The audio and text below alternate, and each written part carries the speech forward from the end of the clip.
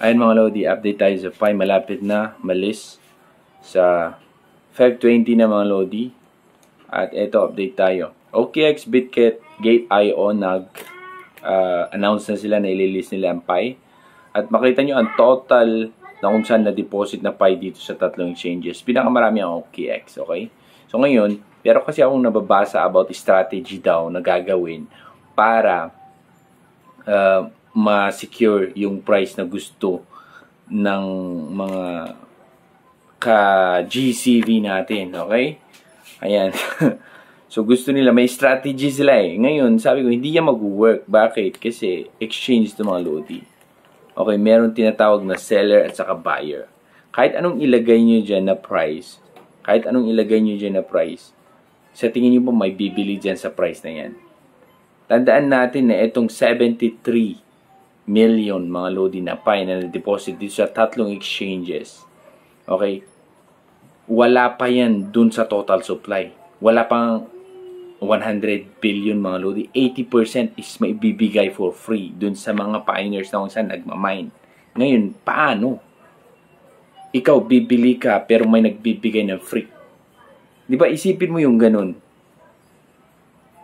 Dito lang sa pagtitrade, okay? So, kung nilagay mo yung price nyo dito is 100, sabihin na natin 314.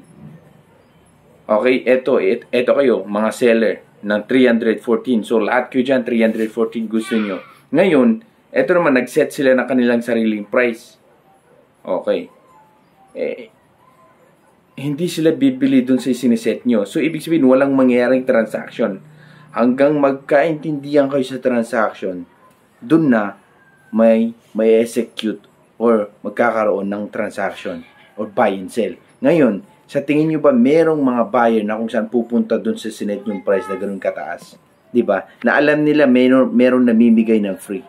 Gets natin? Okay? Yung mga taong nagpo-post ng ganyan, hindi galing sa court yung mga Lodi. Yan yung maraming Pi or scammers yan na kung saan ang dami-dami nilang Pi. So, kaya nilang, alam nila na ang mga pioneers, hindi lahat, okay? Hindi lahat involved sa crypto. Walang knowledge about sa buy and sell, kung paano ang listing. Ngayon, ang gagawin nila, kaya nilang i-manipulate. Ito yung opinion ko, kaya sila naggagawa-gawa ng mga ganitong paraan para kung sakaling mag-work yung strategy nila konti, at maabot yung price na gusto nila, dun sila magsisell. Okay? Kasi kung lahat tayo trader, kung lahat ng pioneers trader at gustong ibenta lahat, anong mangyayari dun? Benta, benta, benta. So sila, yung marami nilang pa, hindi nila may bebenta ng ganun kataas yung presyo siguro na gusto nila. Okay? So, $1 magbebenta ng mga yan. Kasi sa dami-dami ng pie na meron sila mga Lodi, malaki pa rin yung perang ganun. Okay? Dito, isipin nyo dito 6 years mga Lodi. Okay? Kaya advice ko sa inyo, kung meron kang Pi, mga Lodi, mag-take profit ka. Yan yung sasabihin ko sa iyo. Kasi expect natin dito, na dun sa tingin nyo siguro maraming mag-hoard sa Pi once na malis. Sasabihin ko na sa inyo, hindi mangyayari yan. Okay? Hindi mangyayari yan. Okay, eto. Marami pang, sabi ko, 80% pa para sa community. Sino bibili sa price niyan na pwede ka namang, pwede ka namang mag-mine? Okay? Pwede ka pang mag-mine ng Pi.